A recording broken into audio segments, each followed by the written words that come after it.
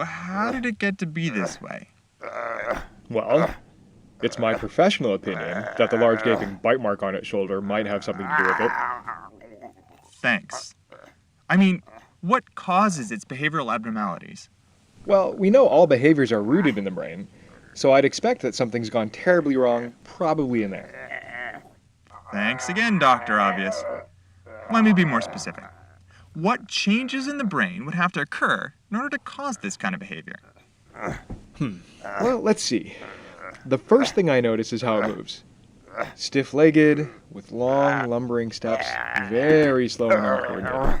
Almost like what you'd see in Parkinson's disease. Maybe something's wrong with its basal ganglia? Those are a collection of deep brain regions that regulate movement through a neurochemical called dopamine. Although most people think of dopamine as the happy chemical of the brain, the dopamine-containing neurons in the basal ganglia die off in Parkinson's disease. That's what causes it. Makes it more and more difficult to initiate actions. What? Look again at how it moves. Stiff legs, long stance. These aren't Parkinsonian movements.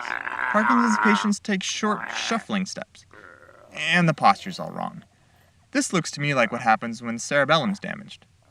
The cerebellum's a little cauliflower-shaped area in the back of your head.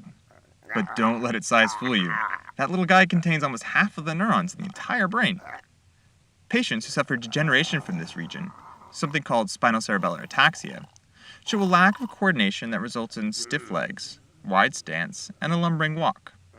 My money's on the cerebellum. Touché. Okay, so we've nailed its motor problems. Now what about that whole groaning, lack of talking thing? You know, it sounds kind of like expressive aphasia, or Broca's aphasia, which makes producing words difficult. This is caused by damage to the inferior frontal gyrus, or possibly the anterior insula, both regions behind your temple and the left side of your head. I think you're only half right. Zombies definitely can't communicate, that's for sure.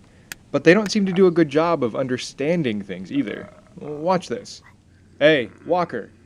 Your father smelled of elderberries. See? No reaction. Either it's not a Monty Python fan, or it can't understand me. I'd say this is like spot-on fluent or Wernicke's aphasia. Damage to an area at the junction of two of the brain's lobes, temporal and parietal, typically on the left side of the brain, is the culprit.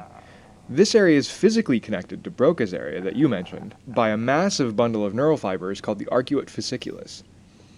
I hypothesize that this massive bundle of connections is completely wiped out in the zombie. It would be like taking out the superhighway between two cities. One city that manufactures a product and the other that ships it out to the rest of the world. Without that highway, the product distribution just shuts down.